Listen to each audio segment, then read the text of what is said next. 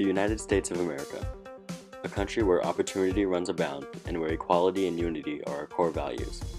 The land of the free and the home of the brave. A place where, with hard work and perseverance, there's nothing a person can't do. However, for some 800,000 undocumented immigrants, or dreamers, this is no longer the case. In September of 2017, President Donald Trump ordered the repeal of DACA, a program that granted dreamers a 2-year grace period from deportation and made it possible for them to receive a work permit.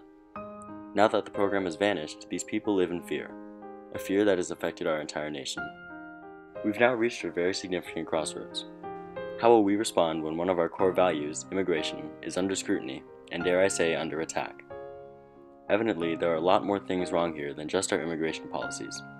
This problem, which merely manifests itself in such policies, is stemming from something much deeper, something that can't be seen: ignorance.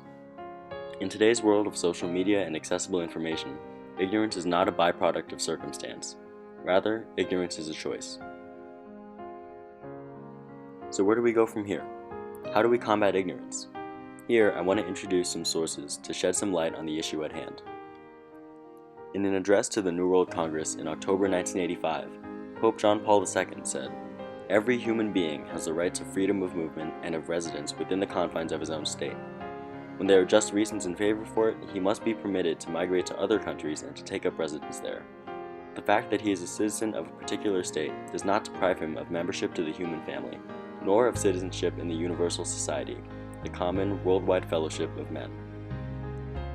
We must remember that we are all, as humans, members of the same family, regardless of our other identifying characteristics. Similarly, in William Byron's 10 Building Blocks of Catholic Social Teaching, it is written that every human being is created in the image of God and redeemed by Jesus Christ, and therefore is invaluable and worthy of respect as a member of the human family. Equality of all persons come from this essential dignity. While differences in talents are a part of God's plan, social and cultural discrimination in fundamental rights are not.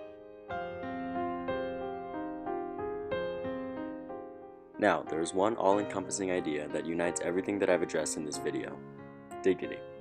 So what is dignity? It is the principle that you are worthy of respect just by being human. Nothing else matters, your humanity is enough. Dignity is the cornerstone from which we as a community have to operate. At this point, we've reached our final question. How do we exemplify dignity in our everyday lives? For me, the upholding of dignity has taken shape in education, as I've created and presented a workshop on immigration at multiple high schools around the Bay Area. For you, dignity doesn't have to be a huge effort. At its core, dignity is really quite simple: recognizing the respect that your own humanity commands and creating an environment of empathy and service that will encourage those around you to do the same. To quote Rachel Naomi Remen, "Service rests on the basic premise that the nature of life is sacred. When you serve, you see life as whole. From the perspective of service, we are all connected. All suffering is like my suffering, and all joy is like my joy." Admittedly, at the start of my research, I viewed those affected by our immigration laws as a far-off group, the other. But this experience has given me the global perspective that I hope to now inspire in others. Our immigration laws affect everyone, not just immigrants. And although one person can't change it all, there's nothing we can't accomplish together.